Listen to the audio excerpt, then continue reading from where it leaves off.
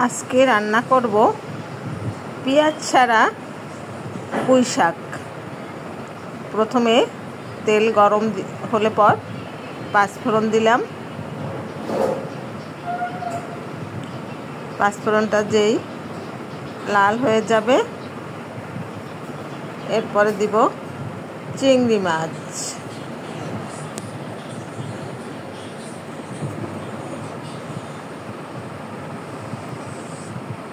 চিংড়ি মাছ দিলাম। চিংড়ি মাছ দেওয়ার পর চিংড়ি মাছটা লাল করে ভাজবো।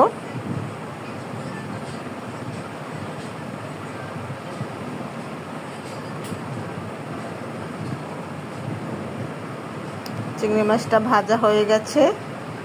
এখন দেব পুঁই শাক আর মিষ্টি কুমড়া।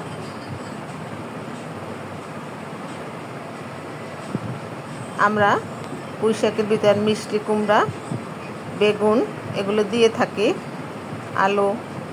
আজকে মিষ্টি কুমড়া দিলাম অল্প করে।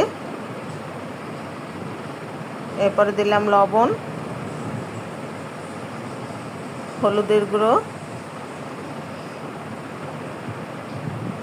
মরিচের গুঁড়ো,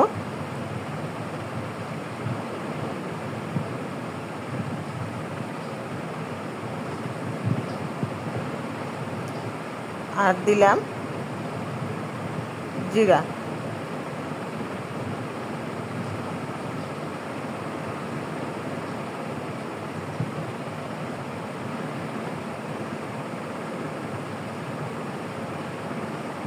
এরপরে সেদ্ধ হওয়ার জন্য একটু পানি দিয়ে দিলাম।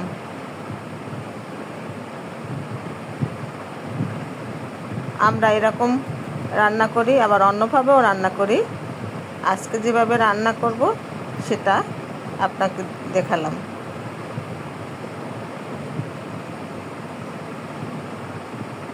ঢাকনা দেওয়ার পর কিছুটা সিদ্ধ হয়েছে, আবারও ঢেকে দিব।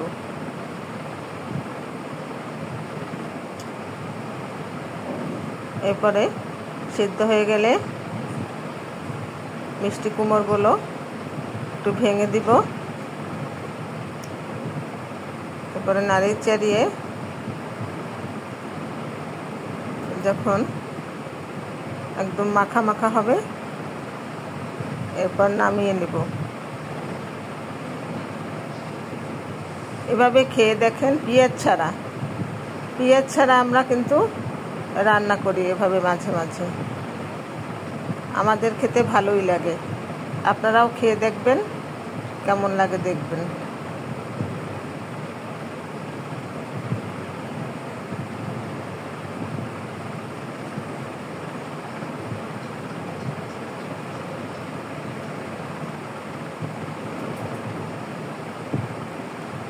রান্নাটা কিন্তু হয়ে গেছে, দেখুন কেমন হয়েছে।